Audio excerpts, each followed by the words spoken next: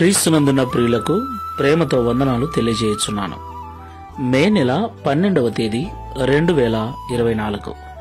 ఈరోజు దేవుడు మనకు చేస్తున్న వాగ్దానం ఏమిటనగా యెషయా గ్రంథము 43వ అధ్యాయము 5వ వచనం.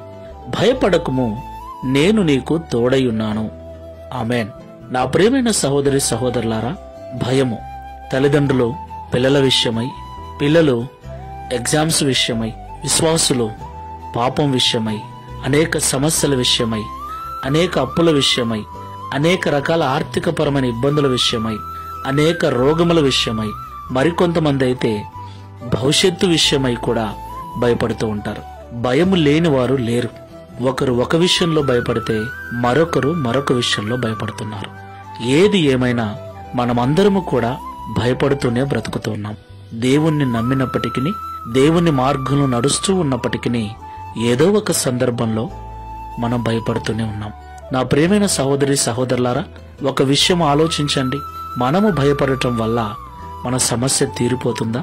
మన అప్పులు తీరిపోతాయా? రోగము రాకుండా ఉంటుందా?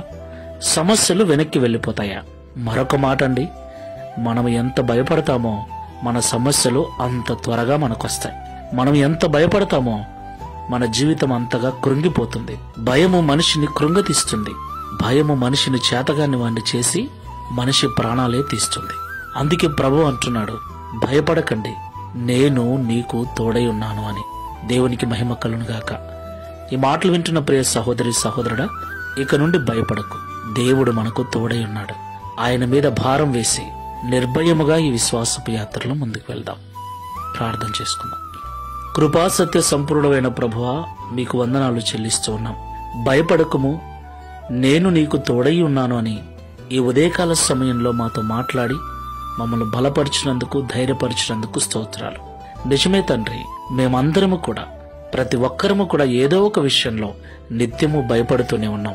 ఈ ప్రార్థనలో ఏకీభిస్తున్న వారిలో ఎవరెవరైతే ఏ ఏ విషయమై భయము కలిగి ఉన్నారో, ఆ భయము ద్వారా దిగులు చెందుతూ చింతాక్రాంతులై, వ్యాధులకు గురై, శరీరములో అనారోగ్యం పాలై, కుటుంబముల అసమాధానాన్ని కలిగి ఉన్నారో దయచేసి జ్ఞాపకం చేసుకుని వారి భయానికి కారణమైన పరిస్థితిని చక్కబరిచి భయాలన్నిటిని తొలగించి ధైర్యపరచండి.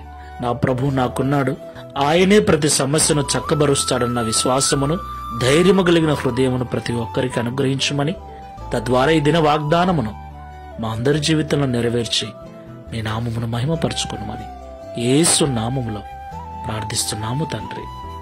Amen. Praise the Lord. God bless you.